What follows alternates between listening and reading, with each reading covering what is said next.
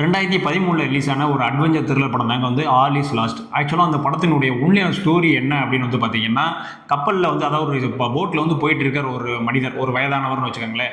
அவர் பாட்டு படுத்து தூங்கிட்டு அவர் பாட்டு போயிட்டே இருக்காரு. திடீர்னு வந்து ஒரு கண்டெய்னர் வந்து இடிச்சு அந்த போட்ல இருந்து ஓட்ட வந்து தண்ணியெல்லாம் உள்ள போயிடுது. பார்த்தீங்கன்னா, அந்த போட் மூழ்குற தருவாயில வந்து இருக்கு. அப்போ வந்து பார்த்தீங்கன்னா, அவர் எங்க இருக்காருன்னு பார்த்தீங்கன்னா, நடுக்கடல்ல வந்து இருக்காரு. சுத்தி முத்தி எதுவுமே யாருமே இல்ல. ஸோ அங்கருந்து எப்படி தப்பிச்சு வந்து திரும்ப வந்தாரு அப்படின்றது தான் வந்து அந்த படத்தினுடைய உண்மையான ஸ்டோரி.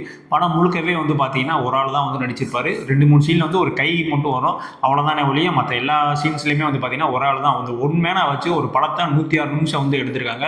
ரொம்பவுமே வந்து ஒரு அருமையான படம். என் வாழ்க்கையில வந்து எவ்வளோ தூரம் வந்து உங்களுக்கு பிரச்சனை இருந்தால் நான் வாழவே முடியாது அப்படின்லாம் உங்களுக்கு ஒரு சூழ்நிலை வந்தால் கூட இந்த படத்தை எடுத்து போட்டு பார்த்தீங்க அப்படின்னா கண்டிப்பாக வந்து ஒரு மோட்டிவேஷன் ஆயிடுவீங்க. ஏன்னா அந்த அளவுக்கு வந்து ஒரு ஒர்த்தான படம்.